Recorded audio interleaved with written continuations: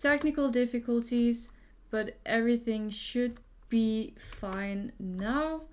I have been looking very much forward to today because today we're going to talk about a topic which is very much up in the time.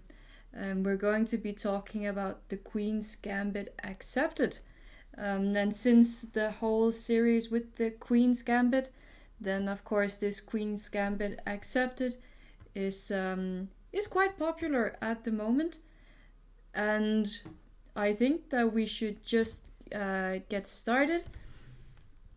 My name is Ellen Fredericia Nilssen. I'm a WFM, a woman FIDE master from Denmark, and I am streaming both live on CoChess Twitch channel and on the Chess24 YouTube channel. If you have any questions, anything you're in doubt of, something you want to know, I am reading both chats simultaneously. I have them both right in front of me. I already see some people that I recognize with some emotes. That's very nice to see. So feel free to ask anything. Let's try to keep the questions around chess today. And then I think that we should just get started. But I should also tell that I will be uploading the file that I made on this opening to my Discord channel, which you can find on my own streaming channel, Ellen Nilssen on Twitch, and it will go in the sub only part of the Twitch channel. So you have to be a sub to my channel, and then I will upload the file there, and you can find it and you can download it whenever you want. Yes, of course, me reading the chat simultaneously are going to be better than when I play chess against people simultaneously. We will be looking at a game today to hopefully improve our understanding of the Queen's Gambit Accepted, and we will be looking at the game Talik versus Sleepak from Mar del Plata in 2003. So this is quite an old game. I wouldn't say it's a very old game, but 17 years is still quite a bit. But I think this game really well shows some of the basic strategic ideas and some of the mistakes that your opponent could easily make when they're playing the Queen's Gambit Accepted against you. So of course we start with the move 1d4. There are no other, well, we could also go c4, and after this we would transpose, but 1d4 is the way to get into this Queen's Gambit Accepted. And then here black plays d5 and white plays c4, and this is called a gambit, even though many people, rightly so, they do not consider it a gambit, because in a gambit you usually sacrifice a pawn, but in this Queen's Gambit you very often get it back. And we're of course looking at the Queen's Gambit Accepted, which means that black will take the pawn, just like this, with d takes c4. And in this position, white actually has quite a few options. Or you're more likely to respond to questions if I ask on both YouTube and Twitch. Depends on the question. I'm sorry, my nose is a bit itchy. Depends on the question. There are many ways that white can play in this position. I will show very few of the ways that white can play. The main line we will be looking at today is e3. And e3 is an old favorite of mine. I have been playing this ever since I was a little girl, and I will also tell you why that I have become so fond of this passively seeming move, which isn't that passive. The sharpest way to continue the game is to go e4, taking control of the center directly. And this can lead to very sharp games. After e5 and knight f3, e takes d4, bishop takes c4, and knight c6. This is indeed a pawn sacrifice. And white in these lines try to prove compensation for the pawn. There's also a very known drawing line after e4. If black plays knight f6 in this position, the draw is in no way forced. Both players can deviate at certain points, but this drawing line has been played many times, and I have also played this once with black against my dad. So it can be played if you want to. I just want to show it because these drawing lines and traps in the opening are always very nice to know. After e5, attacking the knight, black goes into the center. White takes back the pawn. Black drops back, attacking the bishop on c4, which white then drops back. Black develops, white develops, and then black pins the knight. Please also do let me know if it's going a bit too fast and you can't keep up. This line I'm not going to go deep into. I'm just going to show the drawing line. We will be taking the other moves a bit slower than this. I just want to show it on the board because here white can actually play a very beautiful move, knight g5. At first sight, it seems like you are losing the queen on d1, and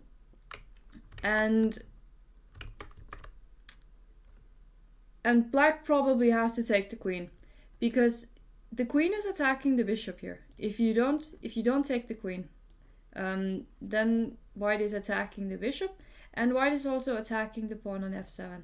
So black has to take the bishop, but now after bishop takes f7 and king d7, white doesn't have a mate. And white did indeed sacrifice a whole queen. White has to play bishop e6 to prevent this king from going to c8.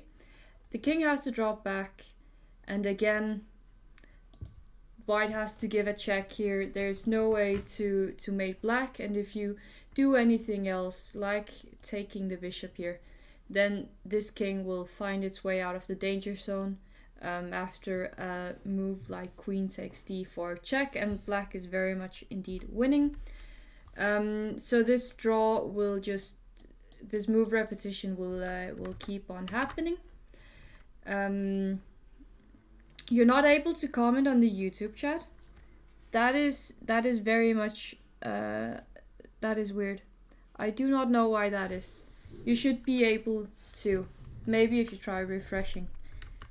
So this is a very known drawing line that I just wanted to show, which happens after 3 e4 and knight f6. It can happen, doesn't necessarily happen. Then there's also the main line, which is knight f3 in this position. And knight f3 can, or very often transposes to the line that we will be looking at with e3. Here black plays knight f6 most of the time, mainly to stop this e4 push. So now white cannot play e4 anymore and will once again go for e3. Here, which is a difference to the line that we will be looking at, black can play bishop to g4. Bishop to g4 here, which isn't possible when we play 3 e3. And I will show that later. And after bishop takes c4, e3, white actually has a very good score in this line. You go h3 and the bishop has to drop back to h5. Black does not want to give up the bishop here on f3, as the queen will take. If I could be allowed to take, please, thank you.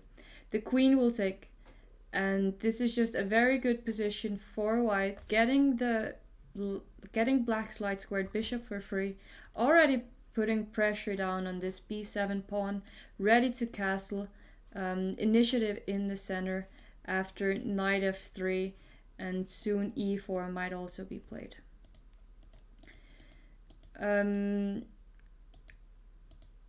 But today, as I said before, I just wanted to show some alternatives in case you do not like what we are going to witness.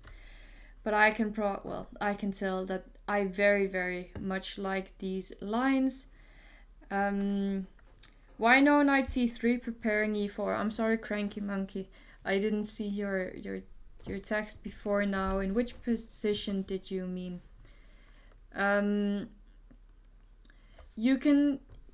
This video will of course also be uploaded to the Chess24 YouTube, so you can rewatch this video, rewatch the moves and the explanations when we are done today.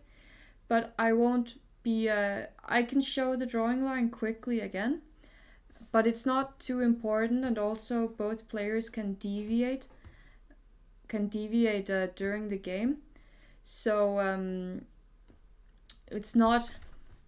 The drawing line was mostly just to show, but the drawing line goes after e4 in this position, and knight f6, bishop to e5 attacking the knight to d5, taking the pawn, knight drops back, bishop drops back, some developments, a bishop g4, and not blundering the queen, but forcing a draw after these moves. The reason why here the line I'm going to be showing today is e3, gaining back the pawn immediately, and there is nothing black can do really to stop or prevent white from taking back this pawn. So the question was, okay, never mind. Well, in this position, black usually goes knight f6, but I want to explain to you why I have always played this e3 move. It might seem like a bit of a weird explanation, but I will give it to you anyway. Because when I was a little kid, I went to this chess tournament in Greece. This was my second tournament ever, and it was like this international tournament. I was a little kid. I was there with my mom and her boyfriend, and there was a pool and everything was so great. And you know, I didn't know any openings. I had just started to play chess and they were like really good. So they showed me this. They showed me d4, d5, c4, and I was like, "What? But white is just giving away a pawn. Why can't I just take this pawn as black?" So I took the pawn just to say, like, you know, I'm gonna take this pawn. And then my mom's boyfriend, he said, but here, I'm very sorry, but here white can go e3. And ever since that day I've played e3, because he showed me this. He said if black here goes b5, then white plays a4. And you know, I didn't understand anything. I was like, this doesn't make sense. This really just doesn't make sense to me. Why? Well, the first one is obvious. If black here plays a6 to protect the pawn, we of course just take on b5 because there's a nice little pin down here. So if black takes back, we can take the rook. So that's very simple. Black does not want to go a6, but black has this other move, c6. And I was like, this, to me, it just looks like black won a pawn here. And he said, no. Black did not win a pawn. Black is actually losing a piece. And I was like, you gotta be kidding me. Losing a piece in this position, I do not understand. So he took the pawn on b5, and I took back. Well, of course, black doesn't have to take back here. But if black plays c6, it's probably because black didn't see white's next move. And if chat can find the next move here, I would be very happy. My rating back then was nothing. I didn't have any rating. Because the first tournament I played, I lost all my games. So I didn't gain any rating. So this tournament I also played without rating. So In this position, white very, very nicely wins a piece with queen f3. And not only is this... this mainly highlights why it's so important to develop in the opening phase of the game. Because here, black has spent a whole lot of time just grabbing pawns on c4 and playing b5, just saying, I want that pawn. But in the opening, you have to develop your pieces, otherwise you're going to get in trouble. And this queen f3 move really just displays that. So let's see why. The queen is attacking the rook. And the rook cannot move. So black has to defend this rook somehow. But there's no way to defend the rook. Queen d5 blunders the queen. Knight c6 blunders the knight. Bishop b7 blunders the bishop.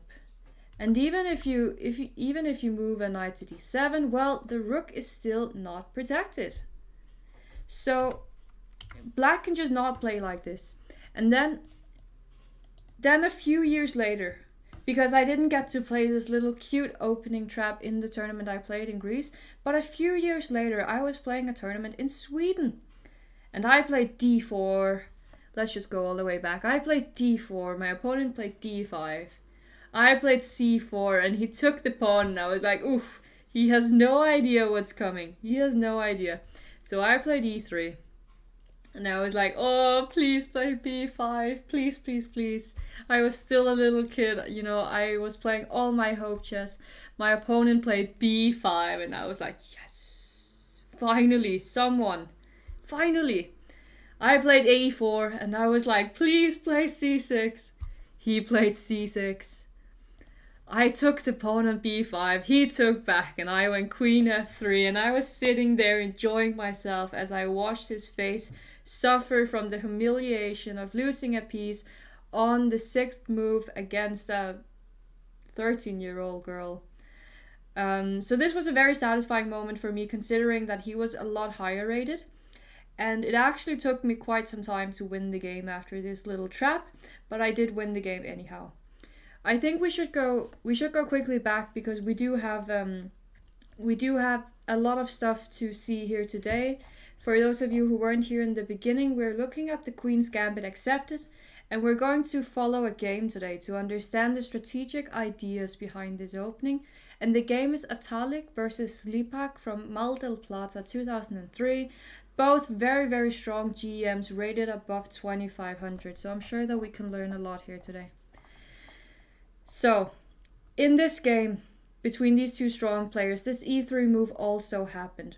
Of course, these very strong GMs, they know this trap, they do not fall for it, they develop their pieces like you're supposed to in the opening. Knight f6. This is the most common move. White just takes back the pawn. You're saying, you know, this is a Queen's Gambit, but I want to keep my pawn. I don't want to lose any pawn in the opening and gambit my way out of this. Let me just take the pawn and outplay you strategically. So, how can you get 2500 if you're a 1d4 player? Well, many 1d4 players do get to 2500. I think it's a very solid opening choice and I wouldn't play anything but it. Bishop takes c4.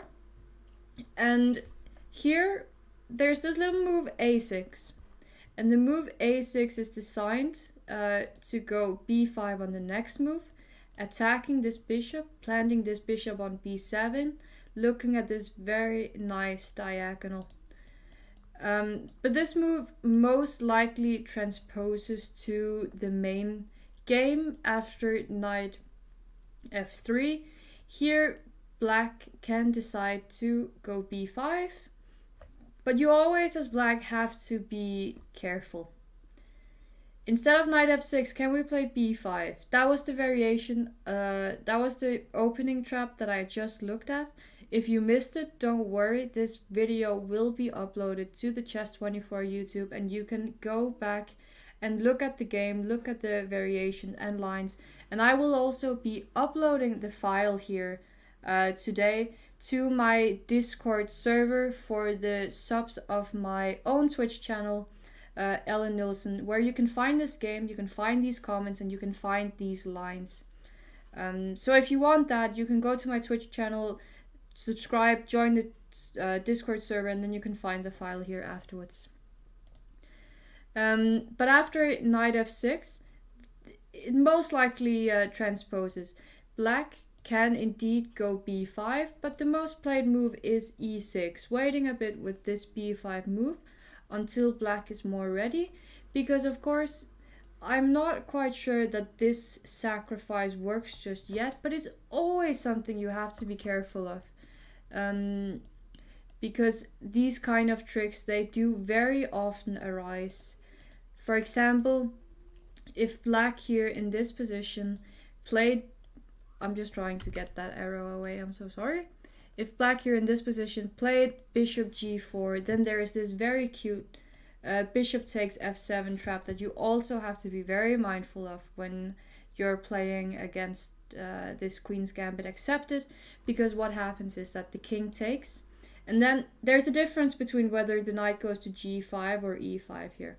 You have to go to g5 to attack the bishop with both the knight and the queen, because this knight on f6 is defending it.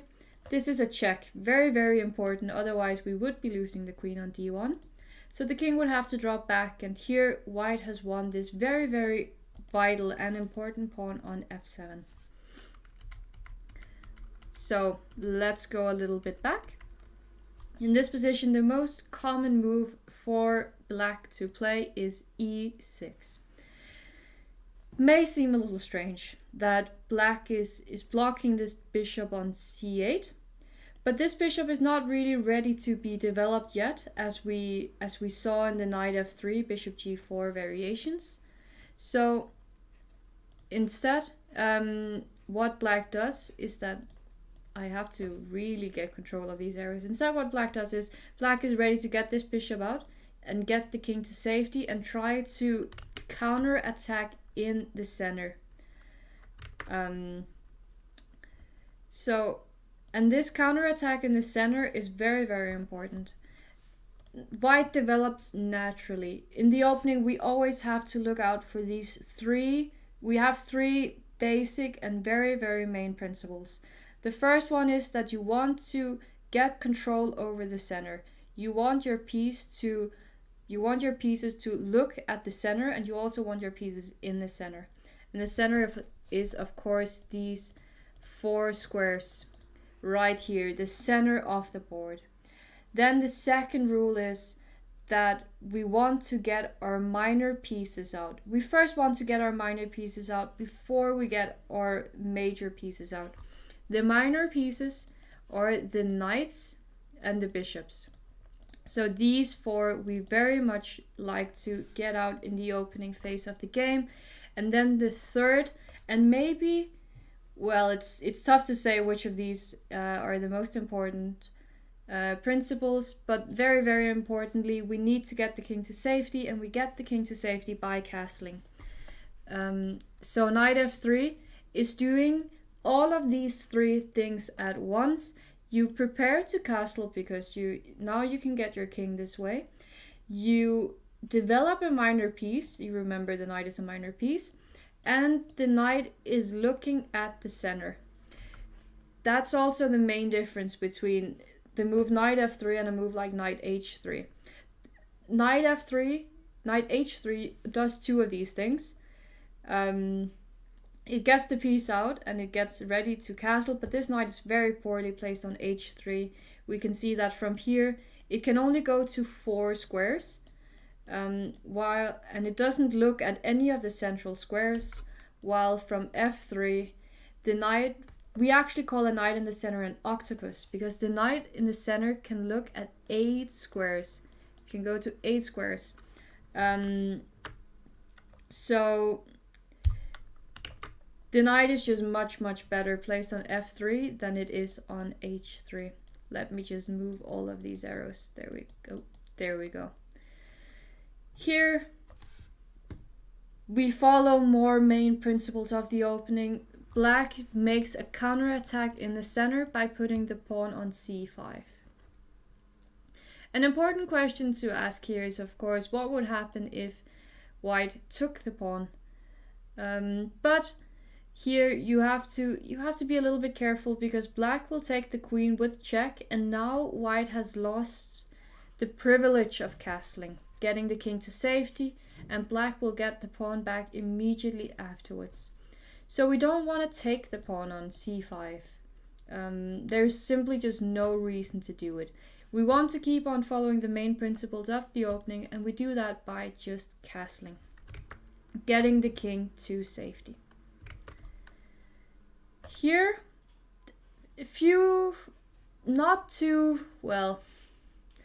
black has a few options, but the options are very limited, even though black has a few, and most of them they do transpose. A move like bishop e7 here would basically lose a move for black. White could actually consider taking the pawn now, as after queen takes, you take back with the rook. Remember, we already got the king to safety. Now the rook is taking the file, and now black has to use another move to move this bishop and take back the pawn. And something we rather don't want to do in the opening is move the same piece twice. And we see that first black moved the bishop to e7 and then to c5. This we want to avoid as black. So that is a consideration you can do after bishop e7. Another move is also, because this position does indeed look a little bit dry. We do have the same pawn structure for black and for white, so we might not be sure to get too much out of this position. Therefore, we could also consider a simple move like queen e2. And queen e2 we will get back to in the main variations. We want to get the rook here to d1 and then develop our pieces naturally. So there's also another move here. Let me just remove this one here. Knight c6. And knight c6 also looks very, very logical. Just to develop the piece here. And here white goes queen e2. And this does look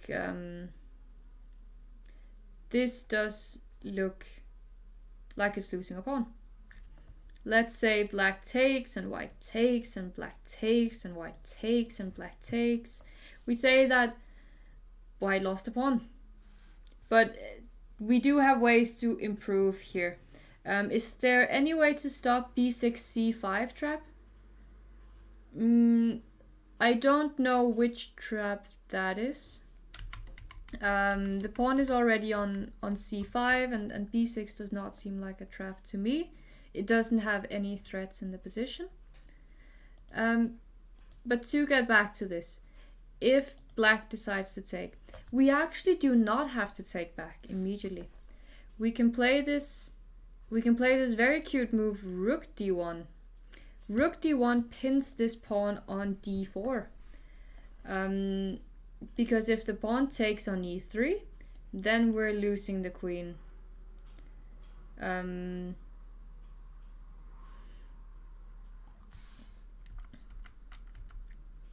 So after rook d1, black can also try to defend the pawn on e5. Black can try to defend the pawn on d4, but the problem here is that the black king has still not castled. The black king is actually a long way from castling, because first you have to move the bishop on c8 and then you have to castle. So in this position, white can just take the pawn on d4, and now we see the e-file opening up for the queen, pointing towards the king. And even if black takes and white takes, there's simply here black just lost a piece because this pawn is just pinned. You don't want to lose your pieces like this. So after this, black is already in a lot of trouble.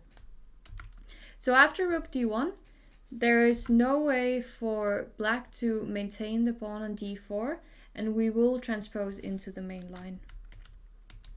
After knight c6, queen e2, black can also play a6, but this is just a direct transposition into the main line that we will look at. So the main line here goes a6. And a6 is when black tries to defend the c4 pawn in the opening. If there's any way to stop that trap. Well, black just shouldn't play b5 after e3. b5 is a bad move. There is one thing, however, I did not show that I was actually planning on showing. I hope I'm not confusing too many people by going a bit back here. If black takes and white plays e3, b5, a4. The move to play here for black is b4. b4 is the move in this position, and this move has actually been played by some strong players. There's some very, very strong players in the world who has tried this move, but I would not recommend it. If you are playing as black, and if you're playing as white, you shouldn't be worried about this move. You should just try to develop your pieces naturally, put them on nice squares pointing towards the center, get your king to safety, and this b4 move will not really, or it shouldn't really make you too worried. Yes, the b4 pawn is a long way up the board, but black is also going against some of the main principles of the opening, just moving the pawns all the time, not developing the pieces. And black also at some point has to spend time on defending this pawn on b4 as it will be attacked. I keep on doing that, that's not good. Okay, sorry. So here, the line we were looking at, the main line. Knight f3, c5. Black attacks the center, white castles, black plays a6. And in this position, or usually when we play chess, not usually, all the time when we play chess, we should try to, after b4, yes, you do take the c4 pawn. That's how you start by taking the c4 pawn, and then you keep on your normal play. When we play chess, we want to look at the opponent's ideas. What does the opponent want? And in this position, it is not difficult to see this a6 move. Our opponent is not hiding their intentions. They want to go b5. So let's stop that move. Let's play a4. a4 is directly stopping this b5 move, because now if black decides to play b5, we can just take it. And once again, we see the problems of not having developed your pieces early in the game. This a6 move does have some purpose. First of all, it's trying to provoke this a4 move, because usually in the kind of positions that we get, that I will explain in a second, the pawn would rather want to be on a3. This a4 move is a little bit more weakening than if the pawn was on a3, and it's also stopping all kinds of bishop b5 check ideas in the future. So it's a little bit of a sneaky move, but a4 is very solid. Black has a few, or no, here black plays knight c6, develops the knight and attacks the center. Now we play this queen e2 move. And this is the same as we saw in the line before. If black takes the pawn, we play rook d1. And there's still no way for black in this position to keep the pawn on d4. The lines are exactly the same. We just included these moves, a4 and a6. But I will just show them quickly again to recap, also if someone did not see them. Of course, you cannot take this pawn on e3 as the queen on d8 is hanging. If you play e5, we see the troubles of not having castled and not having gotten your king to safety early in the opening, and white can just take this pawn, opening up for the queen. There's no way to take this pawn in here because white just has too many pieces attacking that square, and here black actually just lost an entire queen, which we very, very much want to avoid. So there's no way for black to keep this pawn. You can, of course, in this position, try to go bishop c5. But bishop c5 we do not like. And the reason for that is still this pin. This pin is very annoying. Really, really incredibly annoying. And this also shows why in the opening sometimes you shouldn't be too hung up to just take pawns everywhere, because when you take a pawn, you usually have to spend some time hanging on to that pawn. First you have to spend a move taking the pawn, then you have to spend a move defending the pawn, or you have to spend a move getting a piece back after it's been attacked. Taking a pawn requires a lot of time and a lot of energy. And in this position, black just does not have the time and the energy to take the pawn because of the unsafe king and the pin along the d file. Here, white can just take the pawn on d4. And not strangely, I would say, I think it's very easy to understand that black in this position is just losing a piece. Because if black takes with the knight, white can take with the knight, black takes with the bishop, and here we have this very, very cute move, bishop e3. We are just developing a piece, putting more pressure on the d4 pawn, and again, now we see why this king has to be castled, because we can take the bishop and the pawn is pinned on e5, and there is simply just no other way to defend the bishop on d4. White does not have any loose pieces in the position for black to create a counter attack against. So also a move like queen b6 and you lose the bishop. And if you start by taking with the bishop, well then bishop e3 comes again, and it's the same story. There's just, you can take with the bishop or the knight here, it doesn't really matter.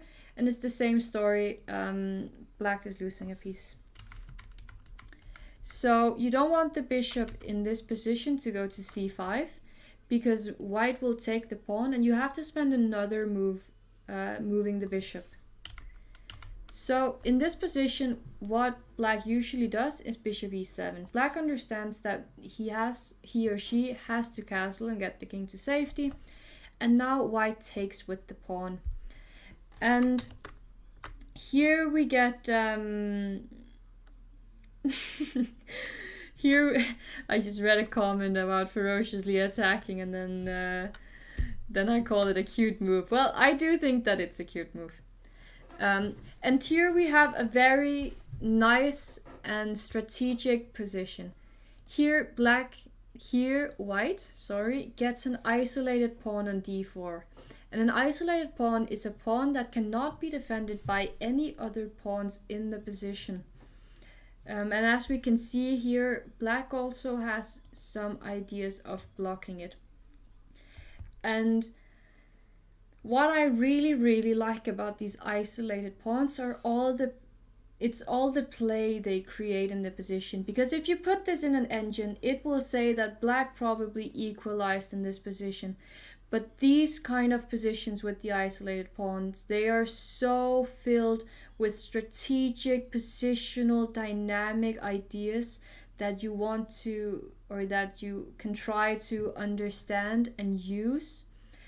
And these positions are not easy to play for anyone.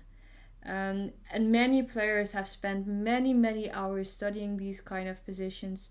And I think they are absolutely lovely to play. So the idea of this isolated pawn is that the isolated pawn is usually weak, but with the isolated pawn, you also get more space. Because the isolated pawn is in the center. And when you have a pawn or a piece in the center, it takes some squares away from the opponent, which makes it easier for you to move your pieces around. So even though the pawn is weak, it creates space. It creates ways for you to arrange your pieces more naturally than your opponent. What black wants to do, Well, there's actually quite a few famous sayings. You want to block the pawn, and then after you block the pawn, you want to take it. A few ideas for white here is that you can create an attack on the king. This king will castle soon, or you sometimes push the pawn, and this pawn push can be quite dangerous for the opponent because firstly white gets rid of the weakness because d4 is a weakness, and if black manages to consolidate the position and grab the pawn, then black is just a pawn up. But a move like d5 gets rid of the weakness, and sometimes it opens very, very nice play for your pieces. Right here it's of course bad. Firstly, it's black to move. Secondly, you would just drop the pawn, and we don't really want to drop the pawn. We also want to keep it for dynamic chances. Black castles. White develops the knight very nicely here. And in the game, I know we don't have a lot of time left. I've just spent so much time explaining. I'm so sorry. In the game, in this position, black played knight d5 because black thought, let me try to block this pawn before it gets any more dynamic play in the position. White developed a piece with bishop d2. Black thought, okay, let me play b6, try to get this bishop out, where it first points at the d5 square, taking more control of this square, and also just looks down at white's position. Here white played a nice move, knight e5.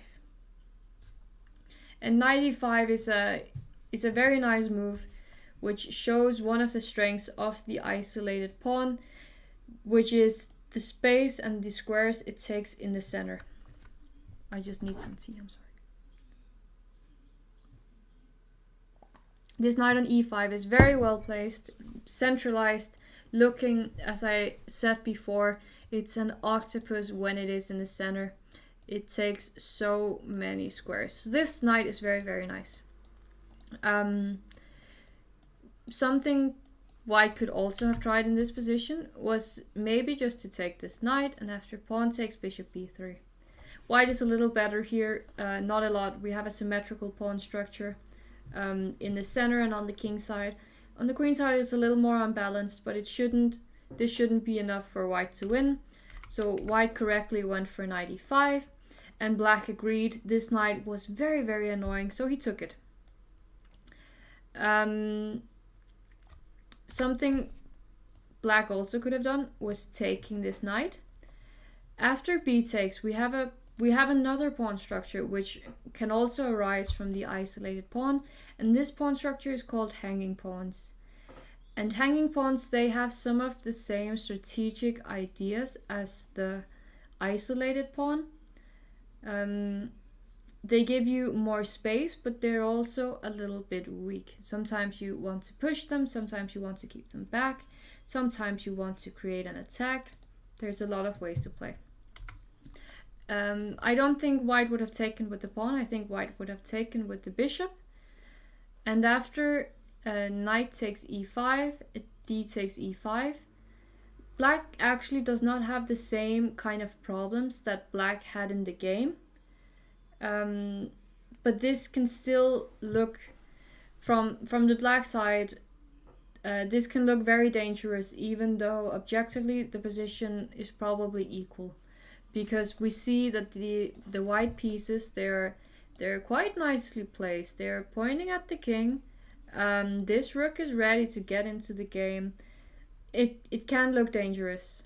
But here black is not experiencing the same problems as in the game. Because in the game, black also took the knight on e5. And after d takes e5, we have the same pawn structure as shown before, but black's pieces are a little bit more loose here. And now black already made a blunder. Bishop b7. This is a very natural looking move. But this is just showing how even for very, very strong players, these positions coming out of this opening, they can be quite tough to play. And here white found an excellent move, queen g4. Just getting this queen to this very, very nice square, pointing at the king, which actually does not have many pieces to protect it. You can see that this pawn on e5 is doing a great job preventing this knight from coming back into the defense. These pieces are not really looking at any of the important squares, because white usually attacks on the light squares. And the bishop cannot come to f6 to defend either. If black here plays g6, black has already weakened the king so much. I believe this position is probably... It stops the queen from pointing at g7, but you weaken these squares so much. You really weaken them. And I think white is pretty much just winning here. I think a very simple win could be taking this knight. If pawn takes, then you go e6. And now you're already starting to break up this pawn shield in front of the king. If bishop takes, then you take with the knight. If pawn takes, then you go e6. Once again, the same idea. And if queen takes, then you have this very nice bishop h6 discovered attack against the queen and attacking the rook on f8, winning an exchange. So you should always be very careful when pushing pawns in front of the queen, in front of the king, because when you push pawns in front of the king, you create weaknesses. Of course, you want space and you want air for your king, but you should also be careful about which pawn to push.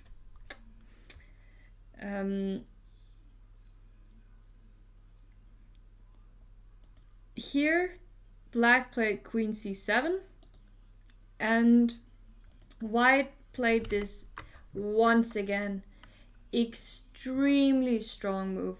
Why not take on d4 after knight e5? Oh, here. Okay, so this pawn seems to be hanging, but the pawn is not hanging, and I can tell you why. I think it's actually an interesting question. I did not look at this, but I assume queen e4 is completely demolishing the black position. I do not see what black can do here. This seems like a very strong move. Centralizing the queen, attacking the knight, pointing at the king, attacking this knight with a lot of pieces, getting ready to move this bishop somewhere, unleashing the rook against the queen. You should always be careful about taking pawns when you haven't developed your pieces. I think this is very, very good for white.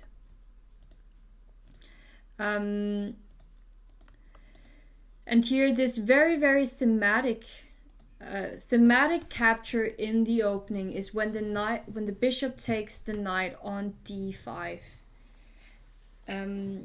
And it could seem weird to give a bishop for the knight here, but there is a difference. Taking with the knight is not as good, because when black takes back with the pawn, then black is attacking the bishop on c4. And as we see in the game, this recapture was very bad for black. Here, if white goes bishop h6 to threaten mate, black has this queen e5 move, defending the mate on g7. White can play rook e1 to attack the queen. The black queen has to keep on protecting this g7 square, so the queen can go to f6. And now if the rook takes on e7, of course the queen cannot take back, as then there would be a mate on g7. But because this bishop is hanging, as we talked about before, black can take it. And this bishop on h6 is also hanging with the queen. So this would be an approximately equal, well, this would be an equal position after queen takes c4. But in the game, because the bishop on c4 wasn't hanging, black got into very deep trouble after bishop takes d5. Here, if e takes d5, we see the difference from knight takes d5 because the bishop isn't hanging. After bishop h6, queen takes e5, rook e1, queen f6, rook takes e7. Now black is losing a piece. You can't take, still because of the mate. And if you take on h6, then the bishop on b7 is hanging. So there was a big difference between taking with the knight and taking with the bishop. And after bishop takes, then knight takes and e takes. And white played this very nice move, just protecting the pawn on e5.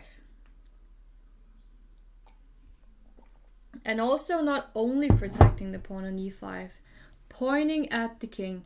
This e6 idea is very strong in the position. Just pushing the pawn, trying to make the king on g8 a little bit more weak, and also threatening mate. Black played rook f d8, and here e6 was extremely strong for white. A few natural looking moves could be a move like bishop f8, but after bishop f8 the strong bishop f6 comes. Of course the g-pawn is pinned, as the king would then be hanging. If the rook moved to e8 to attack the pawn, then e7 would win exchange, because the bishop cannot take as there's a mate on g7. So the rook would have, and the bishop is trapped, the bishop has nowhere to go. So the rook would have to take, but then bishop takes and white is in exchange up. And after rook d6 in this position, e7, not e7, no, I'm so sorry, h4, not h7, I'm so sorry, bishop e5. Got it right there. Sorry about that one, I confused myself a little bit about some of these variations. Bishop e5, very simple. Winning another or winning an exchange also in this variation. So after e6, and also remember that you cannot take it because there is a mate on g7. So after e6, black would have to play f6, and this is just a horrendous position for black. This king is so weak, and in this position white can play h4, and you can see my beautiful arrows here that I drew already. The bishop is pointing at the king, the pawn is moving up the board. This rook can come to c1 or d1. This rook can go up and over to d3 and to g3. This position is busted. There is no other way to say it. But white did not play this move. White played another natural looking move. Oops. Rook d3. Simple chess. White wanted to mate, but this was not as strong and as f6 because of an incredible move by black here that black did not find either. Very tough move to spot, but this was a very nice defensive resource. And the defensive resource is queen c4, simply just trying to exchange the queens. And now if the rook goes to d4, then queen c6, and the queen is protecting the 6th rank, and the rook is not as well placed on d4 as on d3, because it doesn't have the same nice squares on d4 as it did on d3. So queen c4 was a very nice defensive resource that black did not find. Black played bishop f8. And finally now white played e6. It is not as strong as before for reasons that I don't have time to go into. White could also have considered rook a d1, something that wasn't possible before, just putting some pressure on the weak pawn on d5. Because now black is the one sitting with an isolated pawn, but black does not have the same opportunities with this isolated pawn as white did in the beginning with his or her isolated pawn. Because here there's no way for black to start an attack. Pushing this pawn is not going to help anything, and this pawn is just weak. White can attack it, black cannot defend it. White played e6, queen e7, rook e1, bringing all the pieces into play. This is something we very much often, or this is something we always want to do when we attack. We want all our pieces in the attack, you know. You have to bring all the guests to the party. Right now we have Corona, so that unfortunately that's not possible. But when we play chess, we want all the pieces. We want all our friends there. So rook e1, a good move. Rook d6. Black actually found some very nice defensive moves in this position, even though the position was indeed looking difficult. White took the pawn on f7. And what this does is that it weakens the black king even more.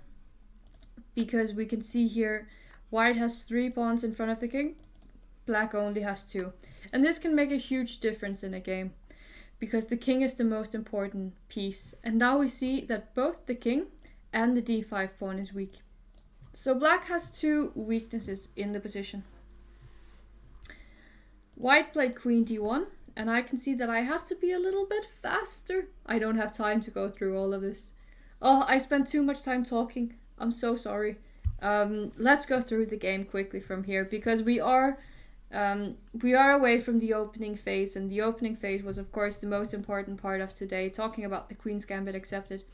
So let me just show the rest of the game here. Queen d1, putting pressure on the d5 pawn, protecting the d5 pawn. And here both the players, they shuffled around a bit. They were trying to improve their positions. In this position, white had a killer blow that he did not find. The move queen d3, double exclamation mark. It is not obvious why this move is so good. This move is actually just incredible. It would be very, very tough to see over the board, and it's understandable that white did not find this move.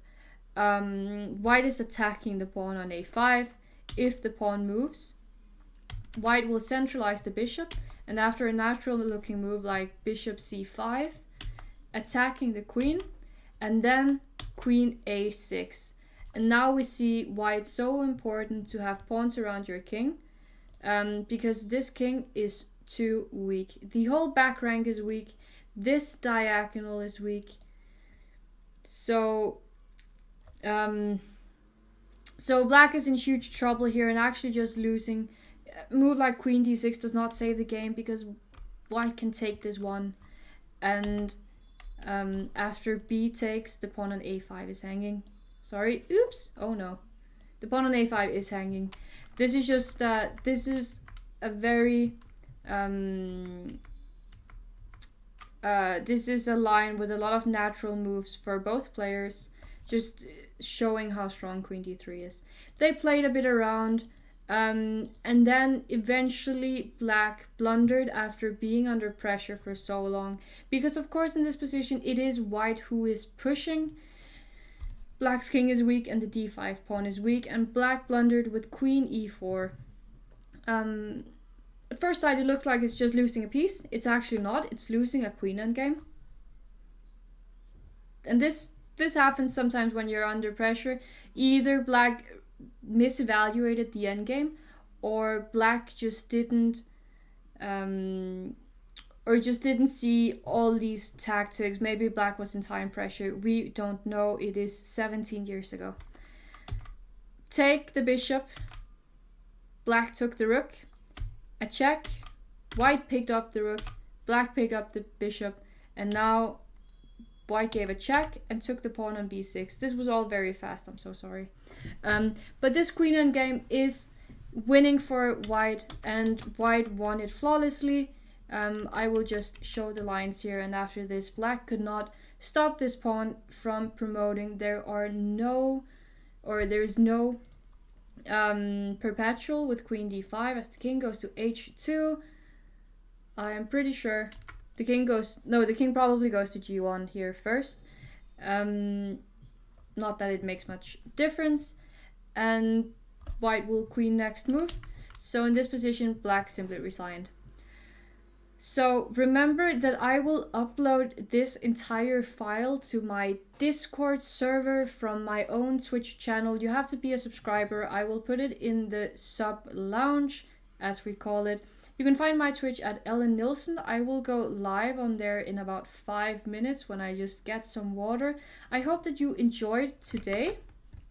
I hope that you enjoyed today and that you thought it was instructional, that you feel like you can use some of this that I showed in your own games. Remember that this video will be uploaded to the Chess24 YouTube channel, so you can rewatch it as many times as you want.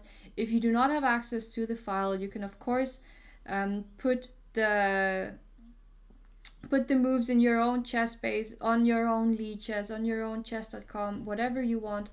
I hope that you understood what I was explaining, that you found this strategic ideas nice, and that you liked the line I picked for you to learn today. I really myself do love these isolated pawns positions. I feel like they give a lot of opportunities to each player playing the game.